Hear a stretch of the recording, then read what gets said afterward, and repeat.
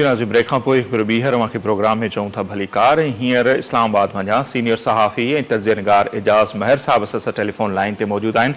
एजाज़ महर साहब तमामु घणी महिरबानी अव्हां असांखे वक़्तु ॾिनो ऐं पाण ॻाल्हि ॿोल करे हुआसीं जेका पॉलिटिकल सूरत हाल आहे पाकिस्तान जी, स्पेशली पंजाब मर्कज़ बणियल आहे डिघे अरसे खां अदम एतमाद जी रिथ अची चुकी है परवेज़ इलाही साहब के हवाले से। कुछ माण्हुनि जो ख्याल है कि इहा रिथ परवेज़ इलाही साहब की रजामंदी से आई है, कुछ चवन था न या PDM की हिकमत अमली है। अव्हांखे छा थो लगे इन में किथे परवेज़ इलाही साहब की रजामंदी है? छाकाणि के सेक्रेटरी आहिनि पंजाब असेंबली जा लख साहब उहे रिटायर थी विया हुआ, पर उन्हनि जी मुदत मुलाज़मत में परवेज़ इलाही साहब 1 साल की वाद कई ऐं रात देर से अदम एतमाद की रिथ जेका है वो वसूल करे तो उनके करे कुछ जेके आहिनि सवाल पैदा थियनि था। डेफिनेटली ॾिसो न त इमरान खान साहब सां गॾु जेको प्रेस जेको इमरान खान साहब खिताब कयो जलसे के उन खां पोइ ॿिए ॾींहं ते जंहिं तरीक़े सां बाजवा साहब जे मामले ते परवेज़ इलाही हिकिड़ो क्लियर कट मौक़िफ़ रखियो, उहो सिधी सही इमरान खान जे ख़िलाफ़ हिकिड़े क़िस्म जी बग़ावत हुई। उन खां पोइ तव्हां ॾिसो त मोनिस इलाही त वञे थो इमरान खान जे, पर परवेज़ इलाही साहब पाण नथो वञे ऐं ईअं थो लॻे त परवेज़ इलाही साहब जेको आहे त उहो ॿिन्ही पासे पंहिंजो पाण खे राब्तनि में रखियो वेठो आहे ऐं हुन जो ख़्यालु इहो ई आहे त जेकॾहिं हू PDM कामयाबु थी वेंदी तॾहिं बि हुनखे फ़ाइदो थींदो ऐं जेकॾहिं हू कामयाबु थी विया तॾहिं बि हुनखे फ़ाइदो थींदो। त हू हिन महिल ताईं जेको आहे डबल गेम पियो करे ऐं मां सम्झां थो त उहो को पुराणो खिलाड़ी आहे ऐं हुनखे इहो लाइन जेको आहे जेको सदाईं चवंदो रहियो आहे त असां एस्टेब्लिशमेंट सां पंहिंजो ताल्लुक़ नाहे टोड़ियो ऐं उन्हनि जी मर्ज़ी सां ई सियासत कंदा आहियूं ऐं त उन्हनि जो त ख़्यालु इहो ई हो त असेंबली न टुटे त डेफिनेटली के ही PDM जे खेल जो हिसो आहे। सही, मतलब परवेज़ इलाही साहब डबल गेम पे खेॾनि, पर जेको सर वॾो हिकिड़ो खान साहब भी पतो खेॾियो त 23 तारीख़ ते पंजाब जी असेंबली भी टोड़ी छॾींदा, खैबर पख्तूनख्वा जी भी हाणे जेका अदम एतमाद जी रिथ आई आहे उन खां पोइ टेक्निकली चयो त ही मामलो हफ़्तो सवा डिले थी सघे थो, पंजाब असेंबली 23 तारीख़ ते न टुटंदी। सवाल वॾो इहो थो पैदा थिए छा हाणे 23 ते KPK जी असेंबली जी खान साहब कुर्बानी ॾींदो या उतां यूटर्न वठी सघे थो? मां सम्झां थो त उते बि यूटर्न ई वठंदो, छो त ख़ुदि उते जेके रूलिंग पार्टी जा माण्हू आहिनि उहे अपोज़िशन वारनि खे मिनथूं था कनि पिया त तव्हां महिरबानी करे अदम एतमाद जी तहरीक पेश कयो त जीअं असेंबली टुटण खां बची वञे ऐं उते बि अपोज़िशन सां राब्ते में आहिनि तहरीक इंसाफ़ जा माण्हू। ॾिसो न ॻाल्हि इहा त हीउ फ़ैसिलो अजीब आहे न त तव्हां ऑलरेडी हुकूमत में आयो, अक्सरियत में आयो, तव्हां उहो असेंबली टोड़े वरी तव्हां इलेक्शन में ख़र्च कराए माण्हुनि खे ॿीहर वरी साॻी उन ई असेंबली में अचिणो आहे त इहा कहिड़े क़िस्म जा डिसीशन आहिनि ऐं जेको आहे त उहो हर माण्हू जेको बि सियासी माण्हू आहे जेको इलेक्शन विढ़े थो उन प्रोसेस मां गुज़रे थो उहो को आसान कमु कोन्हे त एॾो करोड़े रुपया ख़र्च करणा था पवनि तव्हांखे, उन खां पोइ वरी तव्हां वापसि उन ई जाइ ते अचिणो आहे त उहा जेका तव्हांजी शइ हथ में आहे उहा छो था तव्हां ख़तमु कयो। त इमरान खान जी पंहिंजी हिकिड़ी हठ ऐं ज़िद ऐं अना जी तस्कीन जे तहत इहो सॼो मामिलो हले पियो जीअं मुल्क में हिकिड़ो अफ़रा तफ़री वारो माहौल रहे ऐं हू चाहे थो त हिते मुल्क में जेको आहे त इकनॉमिक स्टेबिलिटी न अचे। तव्हां ॾिसो अॼु बि जेको आहे तक़रीबन 1150 पॉइंट जेको आहे स्टॉक मार्केट क्रेश करे वियो आहे 100 इंडेक्स ऐं 2 ॾींहंनि में 1500 खां मथे जेको आहे किरी पियो आहे, अरबे रुपया माण्हुनि जा हुन में ॿुॾी विया आहिनि ऐं मुल्क जूं हालतूं कहिड़ियूं लॻियूं पियूं आहिनि। तव्हां KP सॼे में ॾिसो 16 डिस्ट्रिक्ट्स में दहशतगर्दी उरूज ते आहे ऐं उते तालिबान जेको आहे वरी पंहिंजो पाण खे रीऑर्गनाइज़ करे विया आहिनि त गवर्नमेंट जी हालत इहा आहे जो CTD तव्हां ॾिठो बनू में अॼु उहो ख़ैर सां सॼो इशू सेटल डाउन थी वियो, उन में जेके बि टेररिस्ट आहे उहो मारिजी आहे, पर उते जेको एक्सपोज़ थियो CTD पेशावर जेका पुलिस आहे स्पेशल फोर्स उन्हनि खे अॼु ॾींहं ताईं का सहूलियत न आहे, हथियार कोन्हनि के, इवन पघार बि मुश्किल सां थी उन्हनि खे मिले जेका पंजाब जी भेट में या सिंध जी भेट में तमामु घटि आहे। त हुकूमत जूं प्रायोरिटीज़ जेके आहिनि उहे सम्झ में नथियूं अचनि त हुनजी कहिड़ी परफॉर्मेंस रही आहे इमरान खान जंहिंजे आसिरे ते सुभाणे वञी इलेक्शन खटे ईंदो। त मां सम्झां थो त हीउ जेको बि इमरान खान साहब करे थो इहो पंहिंजो पाण खे नुक़सानु ॾींदो ऐं डेफिनेटली के जेका ही PDM समझदारी सां जंहिं तरीक़े सां पंहिंजा पता खेॾनि पिया त लॻे थो त पंजाब असेंबली जेको आहे त उहा हिननि खां वेंदी, छो त हुननि खे 6 मेंबरनि जी ज़रूरत आहे। पीपल्स पार्टी खे ऐं नून लीग जे करे बीहनि था त 6 मेंबर उहे जेको आहे क्यू लीग मां आराम सां अची वेंदा ऐं पंहिंजी हुकूमत ठाहे वेंदा। पर जेको आहे त परवेज़ इलाही साहब जेको आहे उहो वोट ऑफ कॉन्फिडेंस में ई एक्सपोज थी वेंदो ऐं जेकॾहिं हिननि सां ई मिलियल आहे त हू डेफिनेटली उहो इजलास जो कॉल कराईंदो। सो ॾिसजे त उन में छा आहे, पल पल में जेको आहे त नई हिकिड़ी डेवलपमेंट अचे थी साम्हूं पंजाब में। सो डेफिनेटली कुझु न कुझु सूरत हाल जेको आहे उहो 24 कलाकनि 48 कलाकनि में चिटी थी वेंदी। सही था चओ। ऐं जेकॾहिं असीं ॾिसूं त KPK में वाक़ई दहशतगर्दी जा एॾा वॾा वाक़िया पिया थियनि, एहलकार शहीद थिया, पर हुते महमूद खान साहब हुजनि या पंहिंजो KPK जा ॿिया वज़ीर साहिबान, उहे किथे एक्टिव नज़र कोन था अचनि। हीउ एॾो वॾो अटैक थियो त सेंटर ते जेको CTD जे हवाले सां, ऐं हू ज़मान पार्क लाहौर में वेठा आहिनि। त अव्हांखे लॻे थो त इन्हनि सभिनी ॻाल्हियुनि जो जेके वोटर आहिनि उतां जा, उहे ख़ान साहब खां, उनजे वॾे वज़ीर खां, ॿियनि वज़ीरनि खां ज़रूरु पुछाणो कंदा ईंदड़ इलेक्शन में? डेफिनेटली तव्हां सोशल मीडिया ते ॾिसो एतिरो तूफ़ान लॻो पियो आहे ऐं जंहिं तरीक़े सां माण्हू हिकिड़ो बेवसीअ जो मुज़ाहिरो था कनि पिया। 4 ॼणा जेके 2 ॾींहं अॻु में हिन में टांक में थिया आहिनि, शहीद थिया पुलिस वारा, उन्हनि जो जनाज़ा में शरीक न थिया आहिनि कोई बि इलेक्टेड माण्हू। सॉरी, त अॼु उन्हनि जी जेको आहे तदफीन वग़ैरह जनाज़ नमाज़ कई थी आहे। त हीउ जेको सॼो पाण खे इन सॼे माहौल खां लाताल्लुक़ रखी ऐं हिकिड़ो ज़मान टाउन में पंहिंजो पाण खे नज़रबंदि कयूं वेठा आहिनि, त अहिड़े क़िस्म जी पॉलिटिक्स, उहा पब्लिक पॉलिटिक्स त कोन्हे, इहा शइ हिननि खे नुक़सानु ॾींदी ऐं उनजो थिए बि पियो, उनजो इज़हार बि थिए पियो।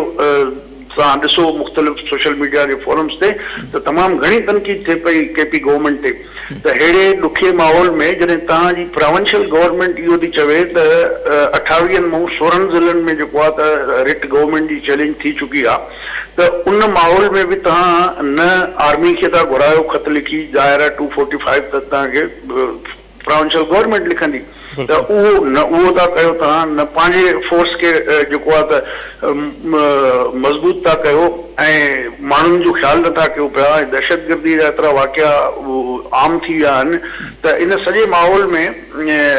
अफ़रा तफ़री वारे माहौल में सिर्फ़ु इमरान ख़ान जी अना जी तस्कीन जे ख़ातिर सॼी गवर्नमेंट लॻी पई आहे। ऐं तव्हां ॾिसंदव त जेको अॻु में इमरान ख़ान साहब जेको हुते वेठो ऐं ट्राउट मच्छियूं ऐं जेके इहे दुंबा ऐं रोस्टेड ऐं इन्हनि ते सॼी गवर्नमेंट जेको जेतिरो ख़र्च कयो आहे, इहे सभु किसा बि साम्हूं ईंदा ऐं हिननि जी जेका बि हुते करप्शन आहे उहे सॼियूं शयूं साम्हूं ईंदियूं, जंहिंखां पोइ मां सम्झां थो त शायदि PTI जे लाइ इलेक्शन में वञण बि ॾुखियो थी वञे। सही। ऐं ज़ाहिर आहे जॾहिं अहिड़ो माहौल हुजे 28 मां 16 ज़िलनि में गवर्नमेंट जी जेका रिट ई न रहे या उनखे चैलेंज कयो, त उन माहौल में इलेक्शन थियण बि हिकिड़ो वॾो सवाल आहे। त अहिड़े माहौल में कीअं इलेक्शन थी सघंदी आहे? एजाज़ साहब, ही बज़िद आहिनि त असां असेंबली जा क़ुर्बानी ॾियूं था, ॿीहर इलेक्शन में था वञूं, फ्रेश इलेक्शन ई मुल्क जे मसइलनि जो हल आहे? न, मां सम्झां थो त पाकिस्तान जी हालत मुआशी तौर ते एतिरी वीक थी चुकी आहे जो तव्हां हिन वक़्तु इलेक्शन में त वञी नथा सघो। अञा कॉन्स्टिट्यूंसी तव्हांजी जेको आहे न ठहियूं आहिनि। इलेक्शन कमीशन रेडियूं थी करे त बाबा असांखे जेका तव्हां आदमशुमारी कराई आहे उनजा असांखे रिज़ल्ट ॾियो त असां नए सिरे सां हल्का बंदी शुरू कयूं ऐं जीअं जेको आहे त इलेक्शन पोइ कराए सघूं वक़्त ते। त इन्हनि सभिनी मामलनि खे ॾिसजे थो ऐं जेके हिकिड़ी अफ़रा तफ़री, महांगाई, गुरबत जहिड़े तरीक़े सां शयूं आहिनि, इकनॉमिक कंडीशन्स आहिनि, इन्हनि सैलाब वारी जेको आहे त उहो रिकवर न थियो आहे, उहे माण्हू वीचारा दरबदर रोडनि ते ऐं बीठा आहिनि रस्तनि ते। त अहिड़े माहौल में तव्हां जेको आहे त उहो इलेक्शन पॉसिबल कीअं आहे? ऐं ख़ासि करे KP में त तमामु घणी अफ़रा तफ़री वारो माहौल आहे ऐं उते जेको आहे त उहो मां सम्झां थो त ॾाढो ॾुखियो थींदो। सही। अच्छा, एजाज़ साहब, अव्हां खां इहो बि सम्झणु चाहींदासीं ही जेको कुझु पंजाब में पहिरियां थियो, हमज़ा साहब जो वज़ीर आला थियण, उनमें बि आसिफ अली ज़रदारी साहब जो वॾो रोल हो। हींअर बि आसिफ अली ज़रदारी साहब काफ़ी एक्टिव नज़र अचनि पिया ऐं चयो पियो न चौधरी शुजात पीपल्स पार्टी जी हिमायत कई आहे, में बि ईंदड़ जेको वज़ीर आला हुजे पंजाब जो, पीपल्स पार्टी जो थी सघे थो। सो अव्हांखे कीअं पियो लॻे त वाक़ई पीपल्स पार्टी जो वज़ीर आला अची सघे थो पंजाब में हींअर? उहो अंग्रेज़ी में चवंदा आहिनि त there are many a slips between cup and lip। तो सियासत पाकिस्तान जी उन में कुछ भी मुमकिन आहे ऐं जेको आहे त चवंदा आहिनि न politics is art of possible. Yes. त उन में ज़ाहिर आहे हिन महिल इहा पतो उछलायो आहे पीपल्स पार्टी ऐं उन ते कमु बि हले पियो ऐं का अहिड़ी ख़ासि मुस्लिम लीग नून जे प्लेटफॉर्म तां अञा ताईं का मज़ाहमत या इनकार बि न आयो आहे त क्वाइट पॉसिबल त इन जो को अहिड़ो क़िस्म जो सोल्यूशन जेको आहे उहो बि थी सघे थो ऐं या वरी इन जे बदिले वरी का बेटर डील मिली वेंदी पीपल्स पार्टी खे या उनजे इत्तेहादनि खे या ॿियनि हमराहनि खे।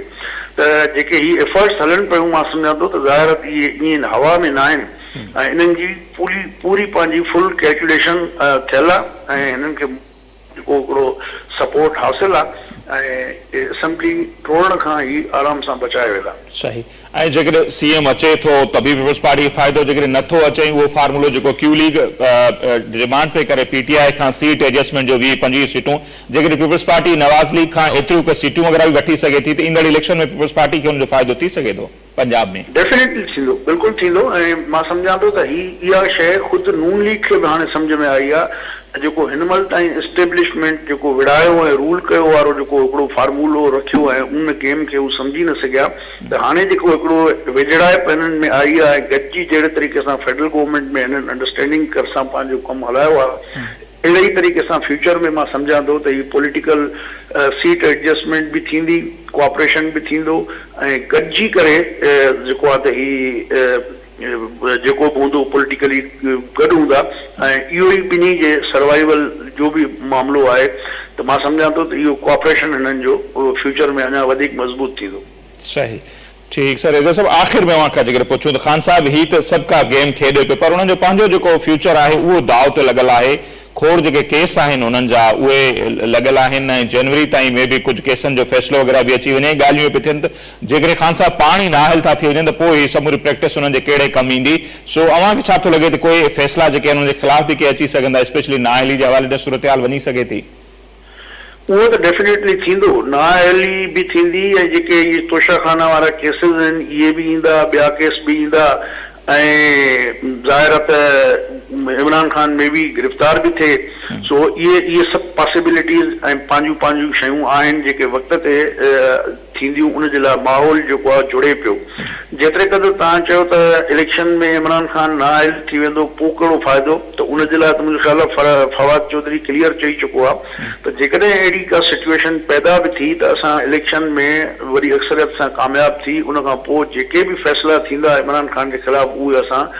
रद्द कराईंदासीं, रद्द कराए ऐं उनखे पोइ इमरान खान खे वरी ॿीहर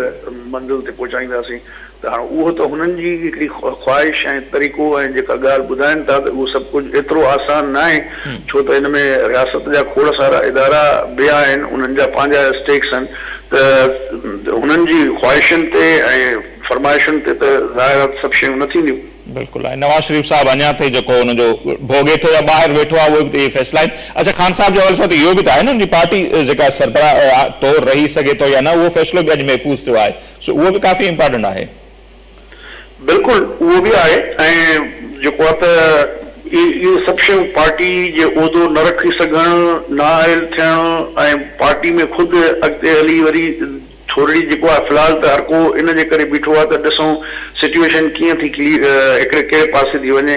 ऐं जॾहिं उन्हनि खे जेके बि इमरान खान सां गॾु माण्हू वेठा आहिनि इन्हनि मां उहे सभु माण्हू उहे ई आहिनि जेके तक़रीबन एस्टेब्लिशमेंट जे चवण ते पंहिंजी पॉलिटिक्स कंदा आहिनि। त उहे माण्हू आस्ते आस्ते इमरान खे छॾण बि शुरू कंदा ऐं ॿियनि पार्टियुनि में जॾहिं वञणु शुरू थिया पाण ई इमरान खान साहब खे जो होश ठिकाणे अची वेंदो। ठीक सर, तमाम घणी मेहरबानी अवां असांखे वक़्तु ॾिनो। नाज़रीन, सीनियर सहाफ़ी ऐं तर्जनिगार एजाज़ महर साहब जी राय अव्हां जे साम्हूं आहे ऐं ईंदड़ जेके ॾींहं आहिनि काफ़ी इम्पोर्टेंट आहिनि ऐं ख़ासि तौर ते 23 तारीख़ जंहिंजो ऐलान थियल आहे 23 डिसंबर ते असेंबली टोड़ण जो, पर हाणे पंजाब असेंबली ते जेकॾहिं नथी टुटे पोइ ख़ैबर पख्तूनख्वा असेंबली टुटंदी या उते खान साहब ऐं उनजी पार्टी को नओं बहानो खणी ईंदी। ऐं हाणे जेके ॾिसूं त दहशतगर्दी जा वाक़िया बि थियनि पिया, सूरत हाल काफ़ी गंभीर आहे उते ऐं को न को जवाज़ ठाहे जेकॾहिं पंजाब असेंबली नथी टुटे पोइ 110% उन ॻाल्हि जो इम्कान आहे पोइ ख़ैबर पख्तूनख्वा जी असेंबली बि खान साहब वञणु न ॾींदा, छाकाणि पंजाब बि उन्हनि जे हथनि मां वियो हलियो ऐं ख़ैबर पख्तूनख्वा जी असेंबली हू पाण जेके टोड़े था वेही रहनि त उनजो तमामु घणो उन्हनि खे लॉस हींअर बि थींदो ऐं बार बार उन्हनि जा इतिहादी परवेज़ लाई साहब हुजनि या ॿिया। अॼु बि इहे ख़बरूं आहिनि त मुल्तान मां जेके चूंडियल MNAs ऐं MPAs आहिनि PTI जा, उन्हनि ख़ान साहब सां मुलाक़ात कई आहे ऐं उन्हनि ख़दशनि जो इज़हार कयो आहे त जेकॾहिं उन्हनि जूं हुकूमतूं हलियूं थियूं वञनि, इहे ॿई सूबाई हुकूमतूं, उन्हनि खे इंतकामी कार्रवाइयुनि जो निशानो बणायो वेंदो, उन्हनि ते केस थींदा, उहे गिरफ़्तार बि थी सघनि था। साॻी सूरत हाल KPK में बि आहे, जेकॾहिं उहा बि हुकूमत उतां वञे थी हली त उते बि घणो कुझु थी सघे थो। सो इहे सभु ॻाल्हियूं ख़ान साहब ताईं पहुचनि थियूं, त गौर वीचार बि ज़रूरु थींदो हूंदो। सो ईंदड़ ॾींहुं काफ़ी अहम आहिनि वंस अगेन। सो सूरत हाल काफ़ी क्लियर थी वेंदी, पाण उन ते ॻाल्हि कंदा रहंदासीं। हींअर जेको असांजो प्रोग्राम आहे उहो पंहिंजी पुॼाणी ते थो पहुचे। असांखे ॾींदा इजाज़त। अल्लाह निगहबान।